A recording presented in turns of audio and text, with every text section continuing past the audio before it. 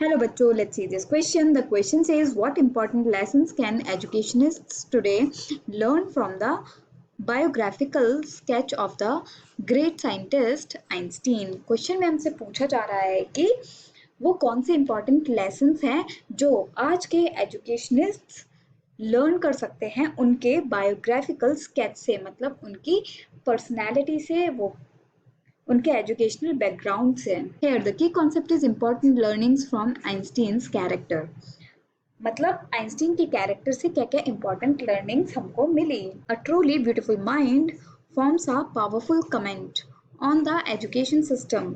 In many institutions, a brief life sketch of the great scientist reveals that Einstein was not a fast learner at the early stage of schooling.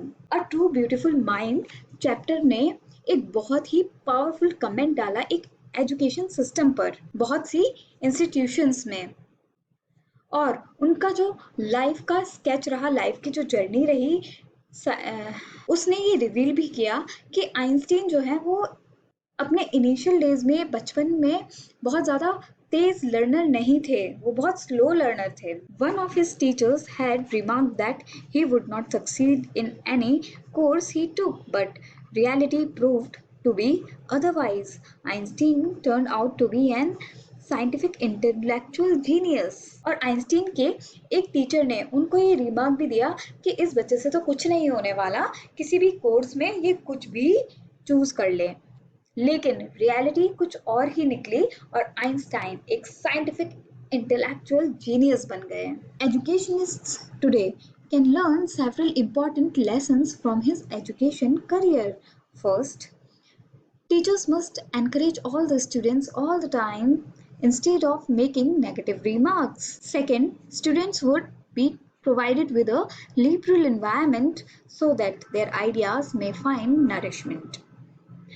तो आजकल के जो educationist हैं, मतलब जिनको किसी particular theory में या फिर किसी भी एक सब्जेक्ट में बहुत अच्छी नॉलेज होती है, उनको हम एजुकेशनिस्ट बोलते हैं या फिर हम टीचर्स भी बोल सकते हैं।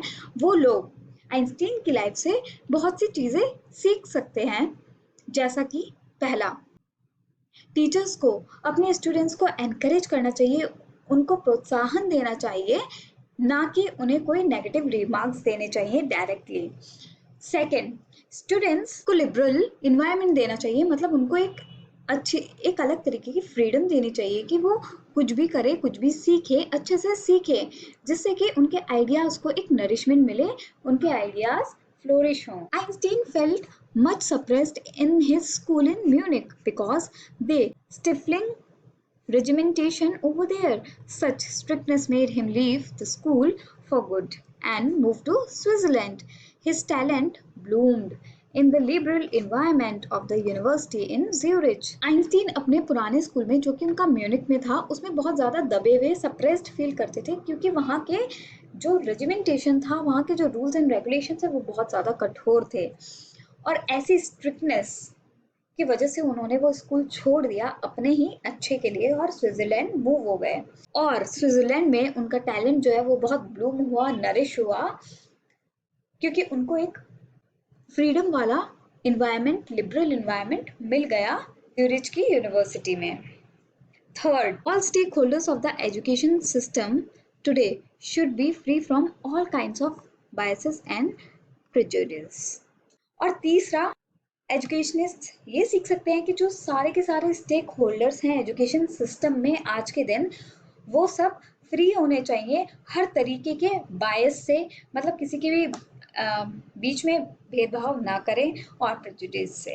I hope you understood it well. Best of luck. Thank you.